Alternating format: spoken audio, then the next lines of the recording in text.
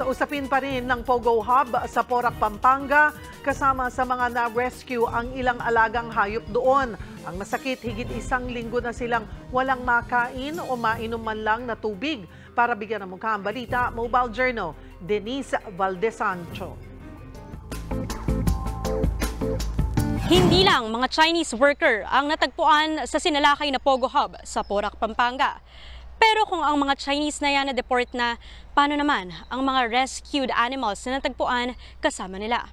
14 na pets ang natagpuan ng mga otoridad nitong Lunes sa isang inabandonang Philippine Offshore Gaming Operators o Pogo Hub sa Porac, Pampanga. Pumunta yung Presidential Anti-Organized Crime Commission sa POS, nangihingi ng tulong. So, ayun, and then our team saw na yung mga condition nga ng animals, napabayaan talaga sila. More than a week na walang tubig at pagkain. Extremely malnourished at dehydrated kung ilarawan ito ni Philippine Animal Welfare Society Executive Director Ana Cabrera.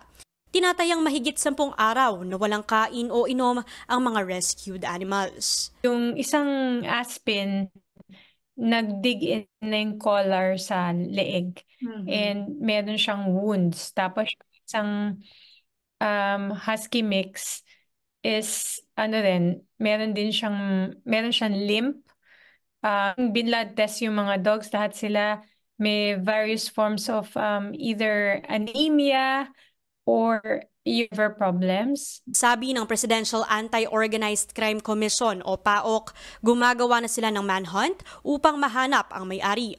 Palagay raw nila ay kinupkop ang mga ito bilang alaga. Kompleto kasi sila lahat doon eh. Meron silang mga facilities, siguro pati pets.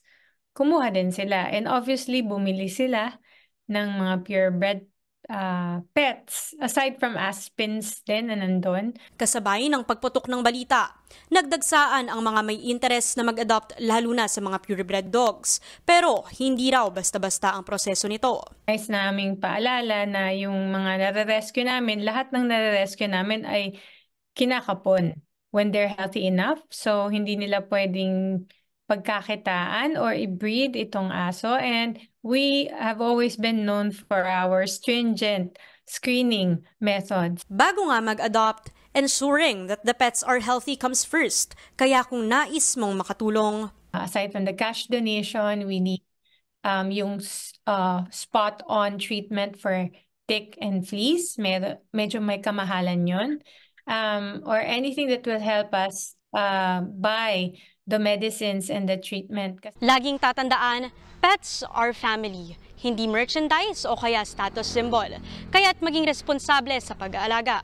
Mobile Journal, Denise Valdesancho po, hatid ang mukha ng balita.